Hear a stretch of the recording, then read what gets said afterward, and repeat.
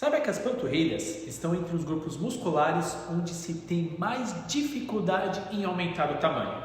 Isso tem uma série de explicações, mas no geral são pequenos erros que fazem com que tal situação aconteça. E antes de entrar mais especificamente nos quesitos voltados ao treino de panturrilhas, você precisa entender algumas coisas. E nesse vídeo vou falar sobre o porquê das suas panturrilhas não crescerem. Sou Danilo Delosa, fica comigo que depois da vinheta eu te falo.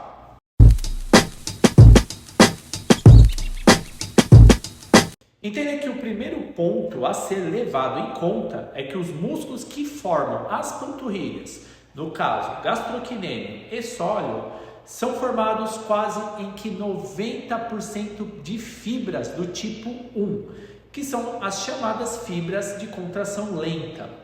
E dessa maneira, para que estes músculos sofram hipertrofia, é preciso que levemos em conta uma série de outros fatores. Saiba que um treino bem montado e com intervalos de descanso preservados, isso pode trazer efeitos espetaculares.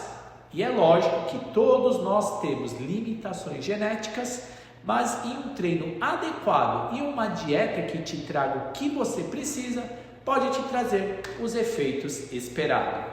Olha, selecionei alguns motivos que fazem com que as suas panturrilhas não cresçam e como isso pode acabar e solucionar esse problema uma vez por todas. Bom, grande parte das pessoas que reclamam que suas panturrilhas não crescem, no geral não treinam esses músculos de forma adequada. Lembre-se que as fibras predominantes aqui são de contração lenta. Por isso, sua capacidade oxidativa é maior. Com isso, o treino tem que ser exatamente o oposto do que essas estão adaptadas. Dessa maneira, é preciso que tanto o sóleo quanto o gastrocnêmio recebam estímulos intensos para que haja uma adaptação mais acentuada. E não vou falar sobre números de séries ou de treinos semanais, pois isso depende muito de cada caso. No geral, 1 ou 2 treinos por semana com intensidade elevada podem ser suficientes. Mas em determinados casos, de acordo com a periodização, podemos ter mais ou menos treinos para estes músculos. Este é um erro clássico. A pessoa vai para o aparelho, enche de peso e tem uma amplitude à beira do ridículo.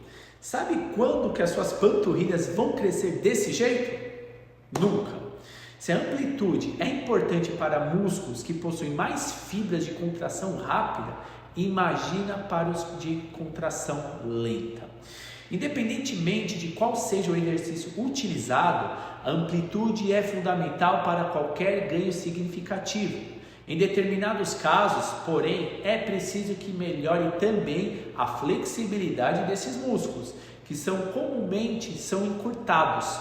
Com isso, ficará muito mais fácil obter um estímulo intenso para suas panturrilhas. Imagine o seguinte, você treina de maneira intensa as suas panturrilhas na segunda e na sexta. Porém, na terça você executa um treino de pernas que envolve movimentos multiarticulares como o agachamento. Na grande maioria dos casos, sabe o que acontece? A supercompensação é falha. Isso porque o gastrocnêmio, que é um músculo com maior volume nas panturrilhas, também é responsável pela flexão do joelho.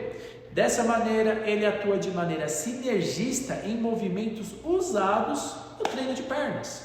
Por isso, muitas vezes você treina pernas, mas suas panturrilhas são solicitadas e, por vezes, não descansam. Com isso, seu treino se torna ineficiente. Ao invés de você hipertrofiá-las, isso apenas aumenta o risco de lesões. Bom, no geral, não indico divisões específicas de treino, porém acredito muito na questão da utilização inteligente dos exercícios. Se o gastrocnêmio já participa dos movimentos de flexão de joelho, por que não integrar o treino de pernas com o de panturrilhas? Haverá um maior aporte de sangue no local e teremos com isso melhores respostas anabólicas. Não que isso seja uma via de regra, mas no geral conseguimos potencializar o treino desta forma. Bom, se o sóleo é um músculo auxiliar e de menor porte, temos que levar em consideração a carga de trabalho do gastrocnêmio. Porém, se este é um músculo multiarticular e esses músculos que passam por mais de uma articulação têm a sua eficiência reduzida em certos movimentos. Quando o joelho está flexionado, temos menos utilização do gastrocnêmio em movimentos de flexão plantar. Dessa forma, o famoso movimento de flexão plantar sentado acaba não sendo efetivo para o trabalho de gastrocnêmio. Perceba que eu não estou falando que ele não serve para nada e nem que deve ser abolido, mas sim que este objetivo ele não é eficiente. Este é um erro que passa despercebido por grande parte das pessoas. Quando temos pouca flexibilidade em determinado grupo muscular, é muito comum termos desvio de padrão de movimento e pouca amplitude. Por isso, muitas pessoas treinam constantemente a panturrilha, mas não conseguem desenvolvê-la. Isso acontece pois a amplitude de movimento fica prejudicada e se torna muito mais difícil produzir microlesões em um músculo encurtado. Se quer aumentar suas panturrilhas ou até mesmo melhorar a definição delas, trate de melhorar a sua flexibilidade. Bom, sabemos que as contrações concêntricas têm maior potencial para gerar microlesões e que amplitudes elevadas tornam isso mais evidente, porém, muitas vezes os movimentos para as panturrilhas acabam sendo feitos sem o devido controle e técnica. O resultado é justamente um treino menos eficiente e principalmente com maior potencial lesivo. Este é provavelmente um dos erros mais comuns. Muitas pessoas treinam panturrilhas apenas uma vez por semana, o que pode ser considerado certo, dependendo do contexto. Treinar demais faz mal, mas treinar de menos também. A panturrilha é composta por músculos muito fortes, que precisam de uma boa quantidade de estímulos para desenvolverem. Por realizar basicamente a flexão de tornozelo, muitas pessoas acham que apenas um ou dois exercícios executados em intensidade submáxima são suficientes. Por outro lado, outras pessoas treinam até 3 vezes por semana esses músculos, o que faz com que não ocorra a curva de supercompensação e com isso não haja hipertrofia.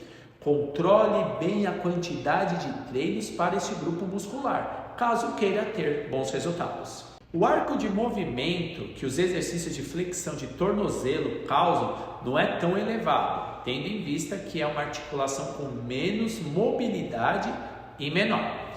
Mas isso não quer dizer que a amplitude de movimento possa ser negligenciada. É muito importante que esses exercícios sejam feitos com o máximo possível de amplitude, pois assim teremos um estímulo muito mais elevado e, consequentemente, melhores resultados de hipertrofia. E tem pessoas realizando o movimento de flexão plantar com elevadas cargas, mas com um movimento muito curto. Com isso, além de aumentarem as chances de lesões, terão menos resultados em seu treino. Tudo isso deve ser o próximo erro que eu vou te mostrar. Este é o erro que engloba todos os outros. Quer panturrilhas maiores e mais definidas? Você vai precisar de um treino mais intenso. Caso contrário, pode esquecer.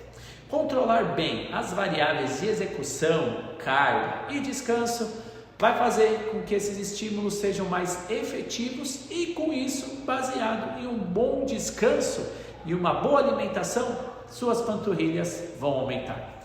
Sempre busque realizar um treino de alta intensidade, caso queira resultados positivos. Perceba que não há segredo, mas sim uma utilização correta dos movimentos e das variáveis dos treinos. Fazer com que as suas panturrilhas cresçam, na maior parte dos casos, é apenas uma questão de ajuste em seu treino. O primeiro ponto é ter paciência.